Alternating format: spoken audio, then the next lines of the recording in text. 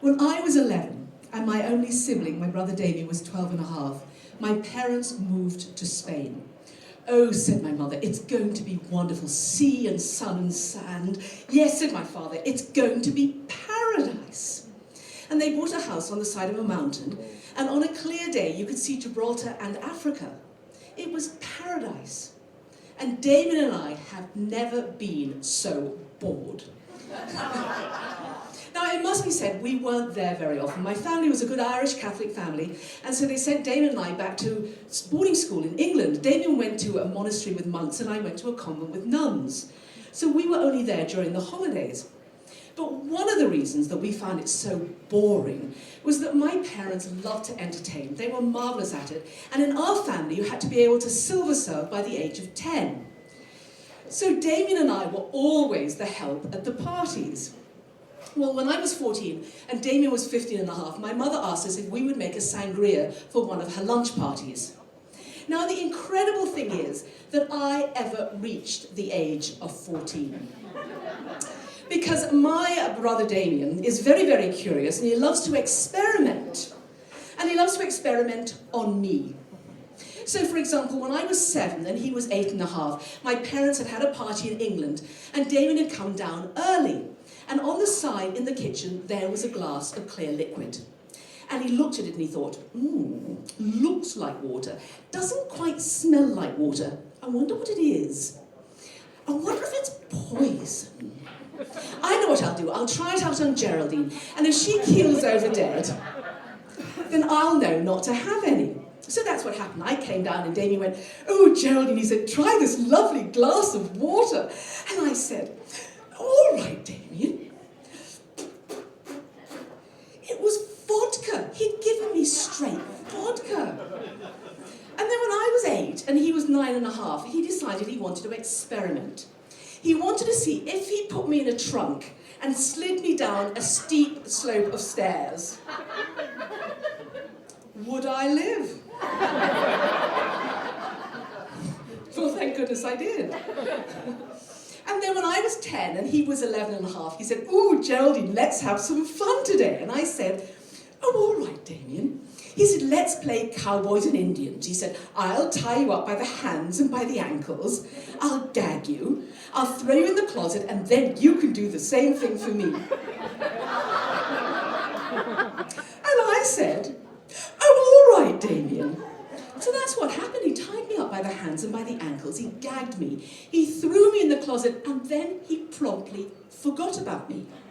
Because my aunt arrived at that moment with all of our cousins, and there was this glorious hullabaloo in the house. And it was only 2 hours later that my aunt said, "And where's Geraldine?" And I still trusted him, even when I was 14 and he was 15 and a half, and we were asked to make that sangria. So Damien said to me, "Let's have some fun with this." And so I said, well, you can imagine, can't you? "Oh, all right, Damien." So we got out the big bowl that we always made the sangria in, and we chopped up apples and oranges, and we put them in there with sugar and brandy, and that's the basis of it, and you let it stew. And so Damien said to me, "Let's add some other things." So I said, "Oh, all right, Damien." Well, my father was having a lovely time in Spain. He was going to different supermarkets and he was buying liqueurs and other alcohol that you couldn't get in England at the time. And he had this wonderful collection, all of pretty bottles with beautiful labels. So Damien said, "Let's put some of those in." And he picked up one, he went, "Ooh," he said, "melon liqueur. Ooh, that looks good. Glug, glug, glug, glug, glug. Ooh, orange liqueur. Glug, glug, glug. Ooh, applejack brandy. Glug, glug, glug, glug, glug." "Don't worry, Geraldine," he said, "it's all fruit." And then he found a bottle of vodka and put that in. Glug, glug, glug, glug. And then we added what you always add, which is bottles of red wine and Spanish lemonade, which is like 7-Up and ice. Well, about that time, my parents' friends started to arrive. Now, my parents had retired rather young, and so their friends were older than they were, and they were nearly all old colonials. Well, Damien and I, we thought they were ancient. We knew that all of them had to be at least 100. They had to be. So every time they came to the house, what we wanted to say to them was, "Hello, how are you? Welcome. Wheelchairs on the right, walkers on the left." But we never did, because we were too well behaved, really. Well, my mother, she gathered up all her friends and she took them to a terrace on one side of the house that had been set up for them, and Damien and I started to serve lunch. Now, my parents were wonderful cooks, and on that day they'd made a paella, and we were going to serve it with the salad and bread and, of course, the sangria. Well, one of the other reasons that Damien and I found Spain to be so boring was that every time these friends came round, it seemed to our ears that they always had exactly the same conversation. And it went along the lines of, when I was in Puna, children should be seen and not heard. I lost 2 kilos this week. The best gin fizz you can possibly have is in Raffles in Singapore. And when I was in Dubai, they went on and on and on. Well, after the first glass of this sangria, they were loosened up and they were laughing.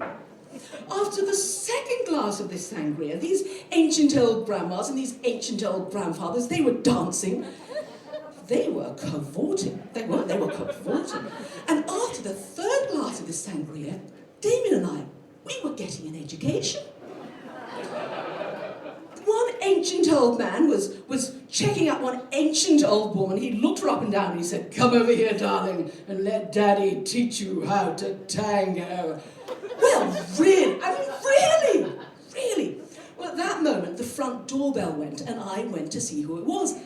And standing on the doorstep was a nun in full black habit.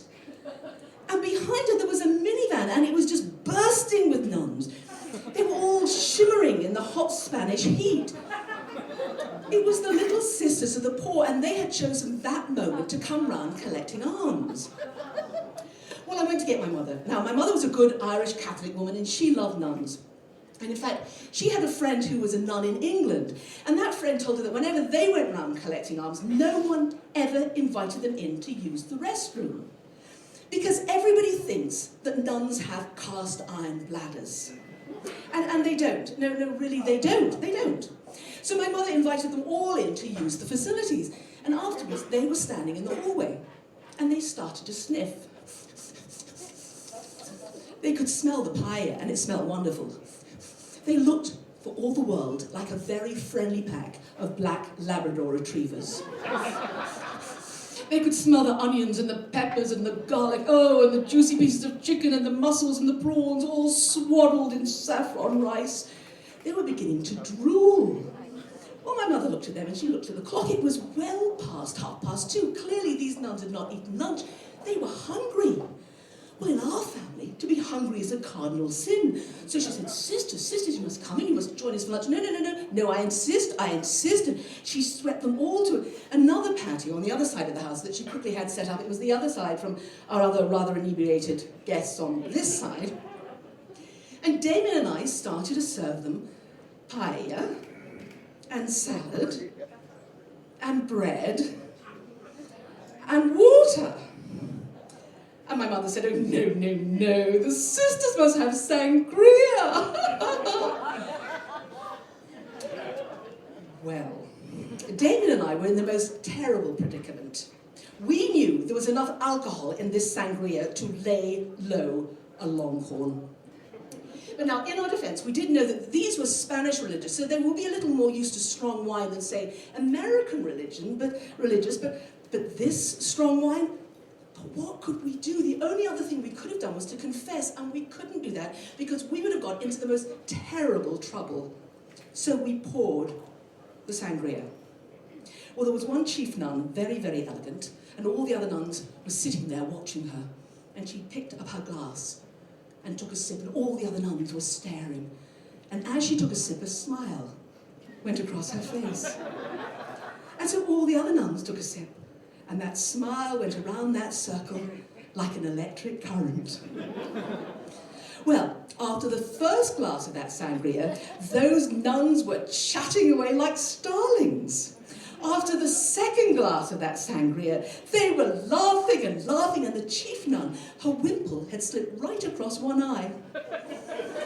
And after the third glass of that sangria, well, they were singing.